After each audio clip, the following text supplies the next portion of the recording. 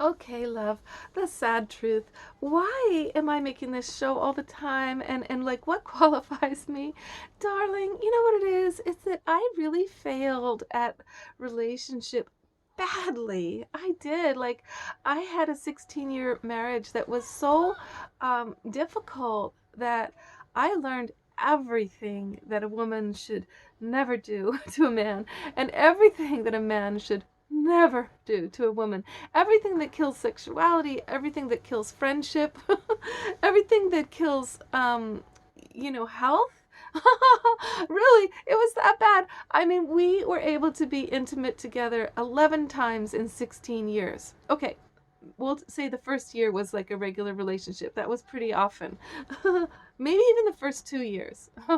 Okay, so what do we have? 14 years of 11 times in 14 years. And so that makes my daughter like almost an immaculate conception because how did that even happen? Well, I started praying for a daughter. I did. And prayers are the most powerful thing. We know that. So anyway, honey, I failed so badly. I mean, and it was so scary for me. The whole thing was so hard for me, like to get out, to realize we were just also a really not the right match for each other. Like we had our energies were too similar. He had very feminine developed abilities in a lot of ways, and not the masculine opposite energy I needed, and so we were in competition for everything feminine most of the time. That's one way to look at it.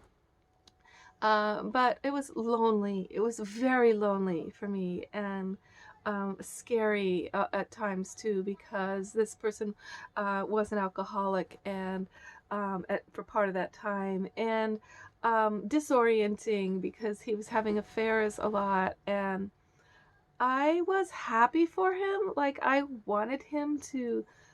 I'm not a jealous person, so I don't know that emotion as well as I should, I suppose. Um, but when I would suggest, hey, you seem happier with that other person, you should be with him, then it would be like tears and sadness, and he begged me to stay, and that his life would be ruined if I left him, and I would believe that, and I just didn't know how to value myself enough to get out. I didn't know how to understand, when you're really just not a match, like when you're I didn't, when you're young, you don't know that you can be really happy. People will tell you, well, this is just how difficult relationship is. It's just like, it's hard and it's hard work. Well, yes and no. Like, because if you get a couple of things figured out, like communication, like regularly doing your withholds where you share what you need and what you're looking for, um, uh, uh, it doesn't have to be that hard because you ask each other what you need and you serve each other. But when you're really not a match, see, that's what gets really hard, because you enter the power struggle, and really the two people are in like, but if you have your way, I can't have my needs, I can't have my life, I can't have my life mission, because you're not a match, because and then what makes a match, well, I think arranged marriages have a lot of, there's a lot that's good within that, because people are usually looking at, well, what kind of family are you from? What kind of spiritual tradition are you in? What kind of mission do you both have? And all of these things are actually important for a match. That it has to do with what path are you going to walk, and you're really inviting a companion in the journey through the forest. And what I loved about that difficult relationship for 16 years, one of the things I loved is that we were both into the five arts, and he was more brilliant than me.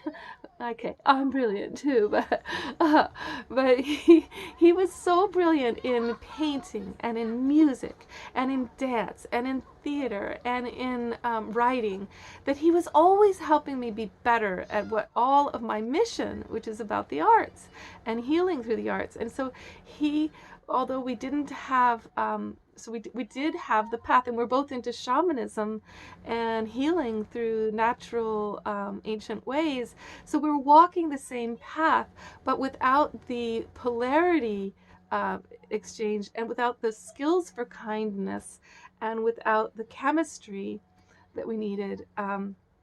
And you know, so it's all of these components that make me qualified to be here, because what I learned was everything that didn't work, and the times when we would finally make it through horrific fights, like different rituals that got us through, which that healed us and brought us to peace.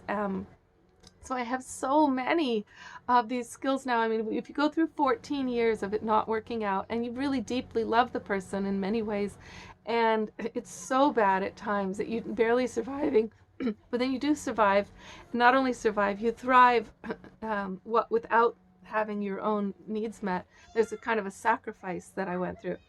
And so when I think of the gift that he gave me of differentiating, of knowing what the difference between what abuse is, what abuse of the feminine is and abuse of the masculine is, and what alignment is.